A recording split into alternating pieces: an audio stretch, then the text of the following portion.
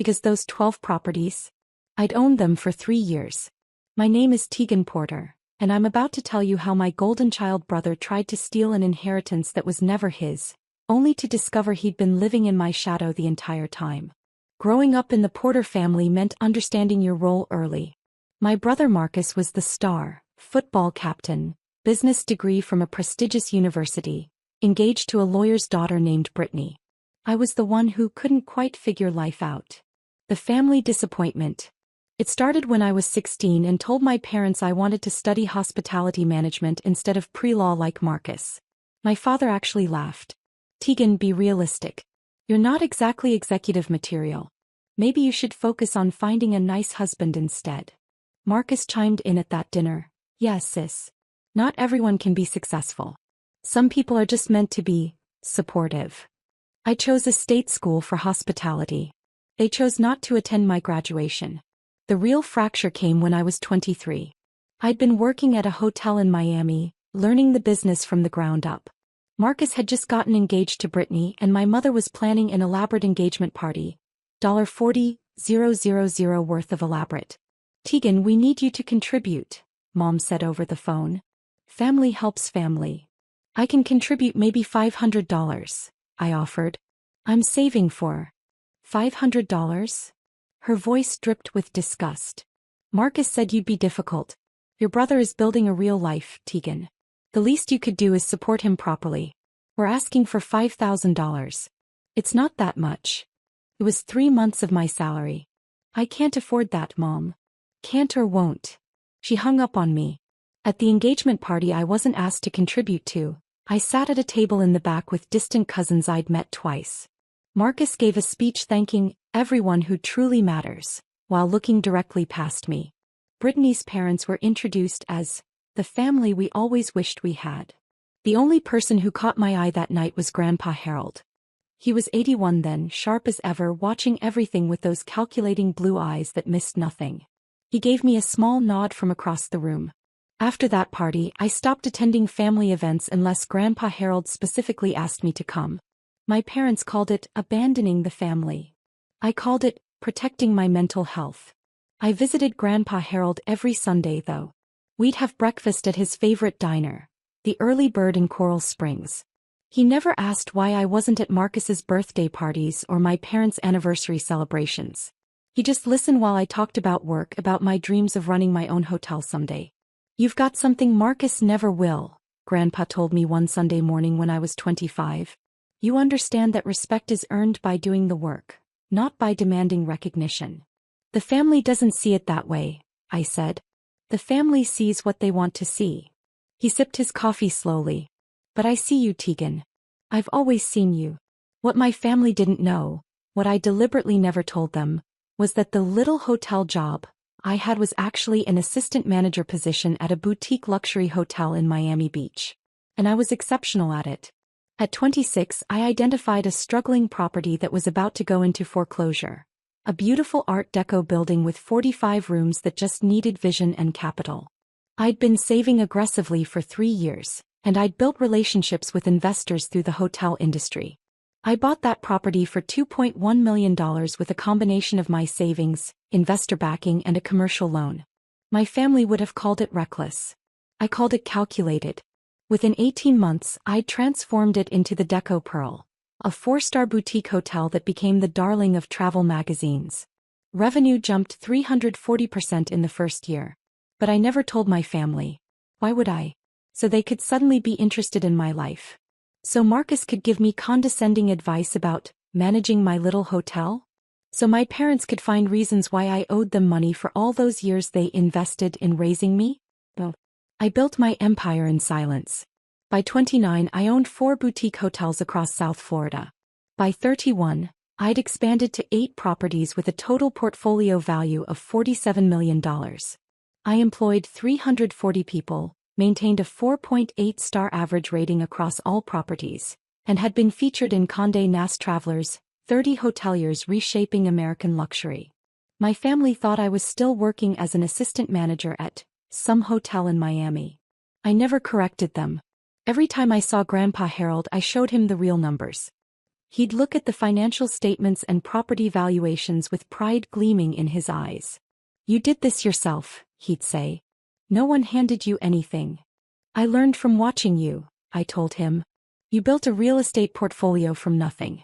You taught me that buildings and land are the only things that hold real value."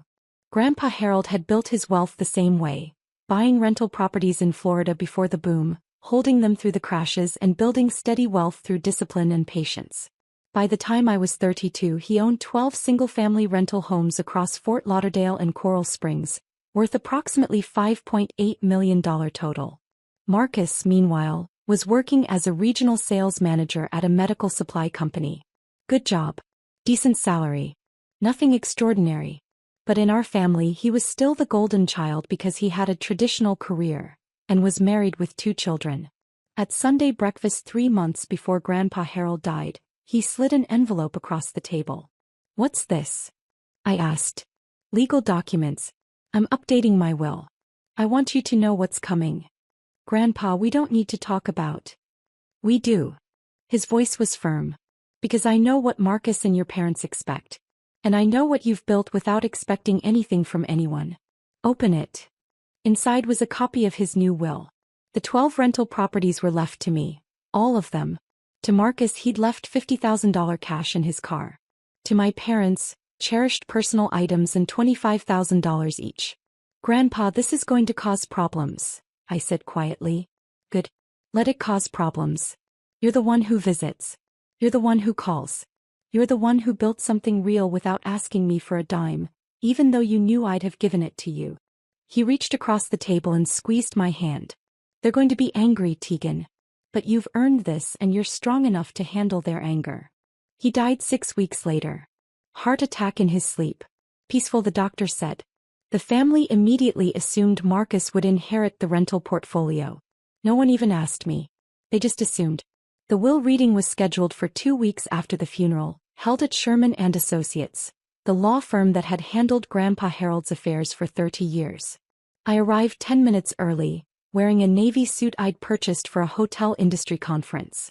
My mother looked me up and down with barely concealed disdain. "Tegan, you came." She said it like she was surprised I'd shown up to my own grandfather's will reading. Of course I came. Marcus walked in with Brittany, both dressed like they were attending a board meeting. He clapped me on the shoulder hard enough to make it condescending. "Hey sis, don't worry, I'll make sure you can visit the properties whenever you want. Family's family, right?" I smiled. "That's generous." My father was already sitting, talking loudly about what Marcus should do with his inheritance. "The Coral Springs properties need new roofs," Dad was saying.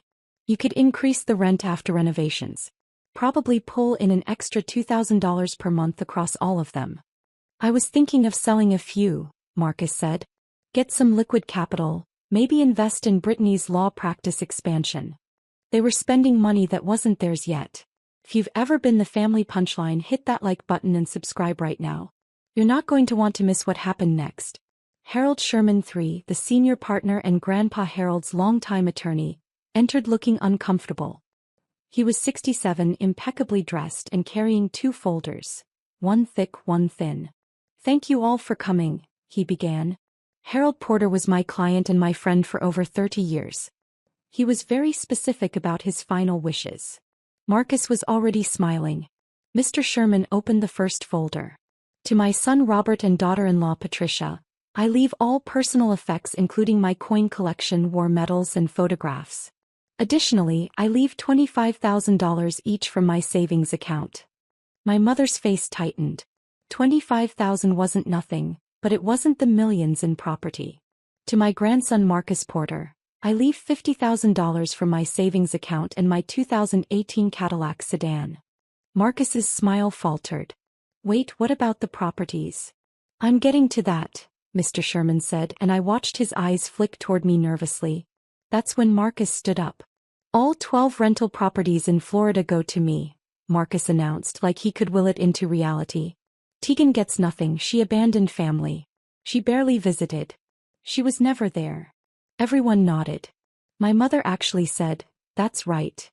I just smiled and placed my folder on the table, the one I'd brought with me. The one containing 3 years of documentation. Mr. Sherman's hands shook as he read from Grandpa Harold's will. To my granddaughter Tegan Marie Porter, who has proven through her actions, dedication and character that she understands the true meaning of family and hard work, I leave my entire rental property portfolio consisting of 12 single-family homes located in Fort Lauderdale and Coral Springs, Florida. The room went silent. Then Marcus exploded. That's insane. She doesn't even have a real job. How is she going to manage rental properties? This has to be a mistake. There's no mistake, Mr. Sherman said quietly. This is bullshit. Marcus shouted. I'm contesting this. Tegan manipulated him.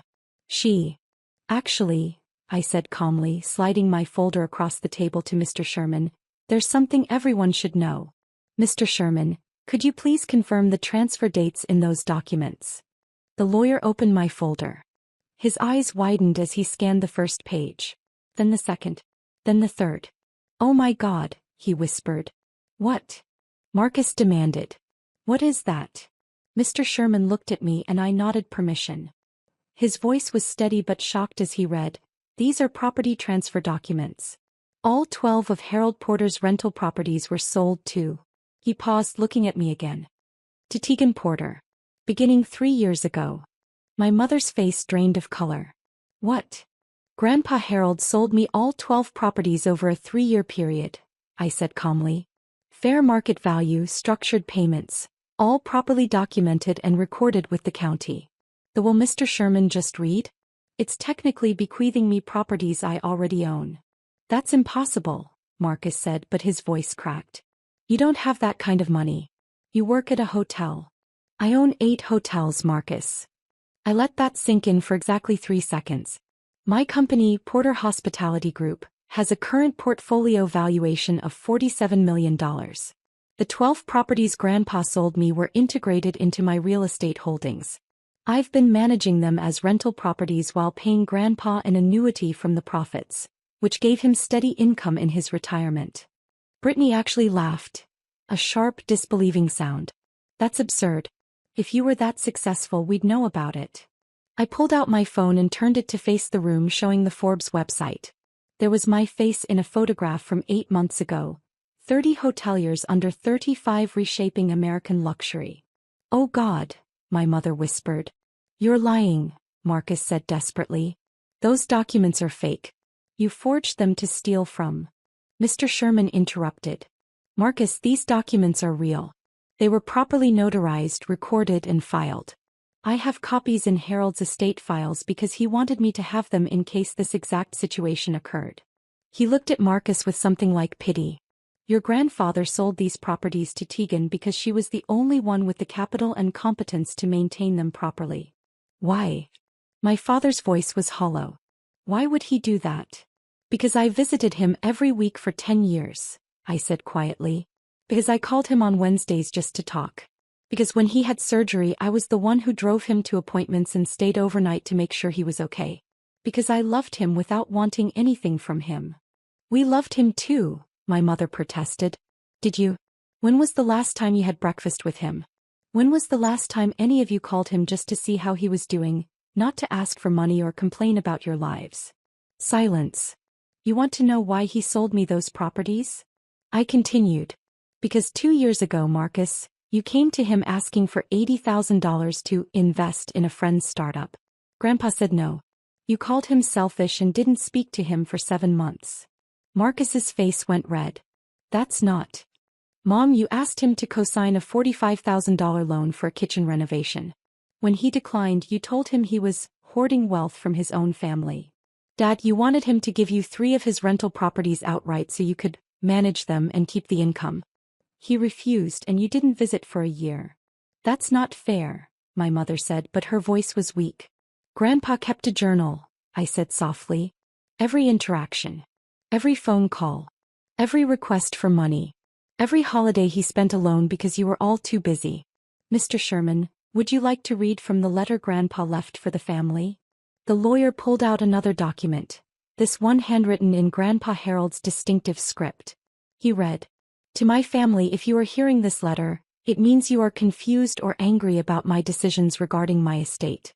Let me be clear. I gave my properties to Tegan because she earned them. Not through birthright or expectation but through presence, love, and character. Marcus, you are a good man, but you have always expected success to come from what others give you. Tegan built her success alone, never asking for help, and still made time to be with an old man every week. That is why she has everything. That is why she deserves everything. If you are angry, look inward. I loved you all, but I respected Tegan. There is a difference.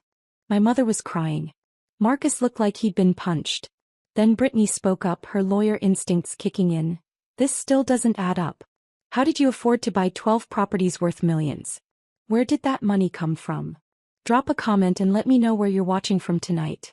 I started buying properties from Grandpa 3 years ago, I explained. The first 3 I purchased outright from my hotel profits. For the remaining 9, Grandpa held the mortgages himself, seller financing at a fair interest rate. I made monthly payments while managing the properties and sending him the rental income minus expenses. He used that money for his living expenses in retirement. You were paying him? My father asked, stunned. Every month. $1,200 per property on average, plus all rental income. Over 3 years, I paid him approximately $520,000 total. I pulled out another document. Here are the bank transfer records. Mr. Sherman reviewed them and nodded. These are legitimate. So Grandpa didn't just give you the properties, Marcus said slowly, like he was trying to find an angle. You bought them. Yes. Then the will doesn't even matter. You already own them. Correct, Mr. Sherman confirmed. The will was Harold's way of making his intentions publicly clear to the family. He wanted everyone to understand that Tegan earned this. Marcus slammed his hand on the table. This is insane. You stole our inheritance. No, I said, my voice sharp for the first time. I bought properties that Grandpa chose to sell to someone he trusted. You're not entitled to other people's assets just because you're related to them. That's not how inheritance works, and it's definitely not how respect works. We're contesting this, Marcus said, looking at Brittany. You'll lose, Mr. Sherman interrupted. And I'm going to be very frank with you, Marcus. If you pursue legal action against Tegan over property she legitimately purchased, you will spend tens of thousands in legal fees only to have a judge dismiss your case. Your grandfather was of sound mind. The transactions were legal. There is no case. Then he was manipulated, my mother burst out. Tegan took advantage of an old man. Mrs. Porter, I've known Harold for 30 years. He was sharper at 84 than most people are at 50. These transactions were his idea, not Tegan's. That's when my father said something that revealed everything. But what are we supposed to get? We're his children. We deserve something. You got exactly what Grandpa thought you deserved, I said quietly. $25,000 each and his personal effects. That's more than I got from you growing up. The room fell silent except for my mother's quiet crying. Then I stood up and gathered my folder. For what it's worth, I'm not angry at any of you. I'm just done. Done trying to earn love from people who see me as less than. Done being the family disappointment when I've built something you can't even comprehend. Done pretending that blood relation means I owe you anything. Tegan, my father started. I'm not finished. My voice was calm, but every word carried weight. You taught me exactly how much I was worth to you. I just raised my price. You mistook my silence for acceptance, my absence for failure. But I wasn't hiding. I was watching. Every dismissive comment, every time you chose Marcus over me, every time you made me feel small, I was gathering evidence of who you really were. That's cruel, my mother whispered. No. Cruel was excluding me from family events. Cruel was telling a 16-year-old girl she wasn't executive material. Cruel was demanding $5,000 I didn't have to celebrate a brother who called me a disappointment. I didn't respond with cruelty. I responded by becoming someone who didn't need your approval. I turned to Mr. Sherman. Is there anything else that requires my presence? No, Miss Porter. We'll handle the estate paperwork through standard channels. Then I'm leaving. Marcus, Brittany, Mom, Dad, I wish you well. I genuinely do. But you won't be hearing from me again unless it's through my attorney. I was halfway to the door when Marcus shouted, You can't just walk away. We're family. I turned back one last time. No. Grandpa Harold was family. He showed up. He believed in me. He earned the title. You're just people I happen to share DNA with. There's a difference. As I reached for the door handle, it opened from the outside. Two people I recognized entered. Detective Sarah Chin from the Fort Lauderdale Police Department White-Collar Crime Unit, and James Morrison from the IRS Criminal Investigation Division. Tegan Porter? Detective Chin asked. Yes. We need you to stay for a few more minutes. We have some questions for everyone in this room. My stomach dropped. What's this about? We've been investigating financial irregularities related to Harold Porter's estate. Specifically, we've found evidence of attempted fraud. Marcus went pale. Mr. Sherman stood up slowly. What kind of fraud? Detective Chin pulled out her own folder. Much thicker than mine. 3 weeks before Harold Porter's death, someone attempted to have him declared mentally incompetent and transfer all his assets into a trust controlled by Marcus Porter. The documents were filed with forged medical evaluations and a notary stamp that doesn't match any registered notary in the state of Florida. Everyone's eyes turned to Marcus. That's insane, he shouted. I didn't. We have your signature on the trust documents, Mr. Porter, Agent Morrison said.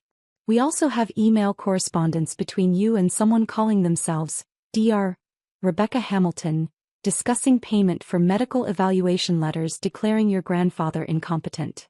Rebecca is Brittany's paralegal, I said quietly, the pieces clicking together. Brittany stood up so fast her chair fell backward. I had nothing to do with this. Marcus, what did you do? We have your work email address in the correspondence chain, Mrs. Porter, Detective Chin said. The emails were sent from your law firm's server. I want a lawyer, Marcus said, his voice shaking. You married one, I said, but there was no satisfaction in it. Just sadness. Detective Chin continued. We're also investigating a series of unauthorized withdrawals from Harold Porter's bank accounts in the 6 months before his death. Approximately $47,000 was transferred to accounts belonging to Marcus Porter and Robert Porter. My father's face went gray. Those were loans. Dad said I could borrow. We have the bank records, Agent Morrison interrupted. Harold Porter reported these transfers as unauthorized to his bank 2 weeks before he died. He filed a formal complaint. Oh my God, Mr. Sherman whispered. That's why he called me. He said he suspected someone was trying to steal from him, but he wanted to be sure before making accusations. Hit that subscribe button if you've ever had to set boundaries with toxic family, because what happened next destroyed everything they'd built. Detective Chin arrested Marcus and Brittany right there in the conference room. Financial fraud, attempted exploitation of an elderly person, forgery, identity theft. The charges kept coming. My father was arrested the following morning at his home. My mother wasn't charged criminally, but she was named in the civil lawsuit Mr. Sherman filed on behalf of Grandpa Harold's estate to recover the stolen funds. The newspaper coverage was brutal. Local sales manager arrested for attempting to steal deceased grandfather's estate. The story mentioned Marcus's attempt to have Grandpa declared incompetent and the forged documents. It mentioned Brittany's involvement as an attorney who should have known better. It mentioned my father's unauthorized withdrawals. And it mentioned me, the granddaughter who'd built a $47 million hotel empire in silence while her family dismissed her as a failure. Within 48 hours, Marcus and Brittany's bank accounts were frozen as part of the criminal investigation. Brittany's law firm suspended her pending review. Marcus was fired from his job for conduct unbecoming after his employer saw the arrest on the news. Within a week, they'd listed their house for sale, a desperate attempt to pay legal fees. They couldn't find a buyer at their asking price. The market knew they were desperate. Brittany filed for divorce 3 weeks later. The court papers cited irreparable breakdown of trust and criminal conduct by spouse. She got primary custody of their 2 children and Marcus got supervised visitation. My father pleaded guilty to a reduced charge of financial exploitation of an elderly person. He received 2 years probation, mandatory restitution of $47,000 plus interest, and 500 hours of community service. His reputation in his professional community was destroyed. Marcus went to trial. The evidence was overwhelming: emails, forged documents, financial records, and testimony from Grandpa Harold's actual doctors who stated he was completely mentally competent until the day he died. Marcus was convicted on 6 counts including fraud, forgery, and attempted theft. He was sentenced to 4 years in federal prison. Brittany took a plea deal, testifying against Marcus in exchange for charges against her being reduced to professional misconduct. She was disbarred and sentenced to 1 year in county jail, suspended to probation. Her legal career was over. My mother never apologized to me directly, but she sent a card 6 months later. It said, "I don't expect forgiveness. I just wanted you to know I finally understand what Harold saw in you. I'm sorry I didn't see it too." I never responded. Some wounds are too deep for a greeting card to heal. 2 years after that while reading, I was sitting in my office at the Deco Pearl, my flagship hotel in Miami Beach, when Mr. Sherman called. "Tegan, I wanted to let you know that all the estate proceedings are finally complete. The criminal restitution has been paid and Harold's estate is closed. Thank you for everything, Mr. Sherman. There's one more thing. Harold left a sealed letter for you that I was instructed to deliver only after all the legal proceedings concluded. I have it here whenever you're ready." I met him at his office that afternoon. The envelope was thick, addressed in Grandpa Harold's handwriting. "For Tegan when the dust settles." Inside was a 3-page letter dated 2 weeks before he died. "My dearest Tegan, if you're reading this, it means everything has played out as I suspected it would. Marcus tried something stupid. Your parents probably enabled him. And you've had to endure watching your family self-destruct over greed. I'm sorry you had to see that. But I'm not sorry for the choices I made. I sold you those properties because you were the only person who understood their real value. Not as assets to liquidate but as foundations for building something lasting. You proved that you could build wealth through intelligence, hard work, and patience. You never asked me for shortcuts or handouts. You earned every single thing you have. Marcus was raised to believe he deserved success. You were raised to believe you had to earn it. Only one of those philosophies builds character. I know you'll feel guilty when Marcus faces consequences. I know you'll wonder if you should have handled things differently. Don't. His choices led to his consequences. Your only responsibility was to protect yourself and what you built. The properties are yours. The hotel empire is yours. But more importantly, the life you've built without needing anyone's approval, that's yours too. That's the real inheritance. Keep building, Tegan. Keep being the person who shows up. Keep proving that strength doesn't require cruelty and success doesn't require validation. You already made me prouder than Marcus ever could because you did it yourself. All my love, Grandpa Harold. I left you one more thing. Check with Sherman about the storage unit key. It's the Art Deco furniture collection I promised you'd appreciate someday. It'll be perfect for that hotel lobby you were designing. I cried reading that letter. Not sad tears, grateful ones. The furniture collection was worth $180,000 and absolutely perfect for the Deco Pearl's lobby renovation. Grandpa had known I'd need it before I did. Today I own 14 boutique hotels across Florida and Georgia. Porter Hospitality Group employs 520 people and has a portfolio valuation of $89 million. We're expanding into Charleston next year. The 12 rental properties Grandpa sold me are still part of my real estate holdings, professionally managed and providing steady income. I kept them because they remind me where I came from and who believed in me when no one else did. Marcus got out of prison 8 months ago. He's working as a night manager at a discount furniture warehouse. We have no contact. Brittany moved to North Carolina and works as a paralegal under her maiden name. She sends me Christmas cards with photos of my niece and nephew. I send them gifts but I don't respond otherwise. My parents sold their house to pay legal fees and restitution. They live in a modest apartment now. My father's health declined after the probation ended. They're not struggling but they're not comfortable either. I don't wish ill on any of them. But I don't have room in my life for people who only valued me when they thought I could give them something. Last month I had dinner with Mr. Sherman and his wife at the Deco Pearl. We toasted to Grandpa Harold's memory with his favorite bourbon. He'd be so proud, Mr. Sherman said. You turned his faith in you into an empire. I just followed his example, I said. Build something real. Show up for people who matter. Never apologize for being successful. And never let anyone make you feel small, he added. Never again, I agreed. If you've ever had to walk away to save yourself, tell me your story in the comments. What would you have done? Does any of this feel familiar? And if you've ever been underestimated by the people who should have believed in you most, hit that like button because you're not alone. You never were.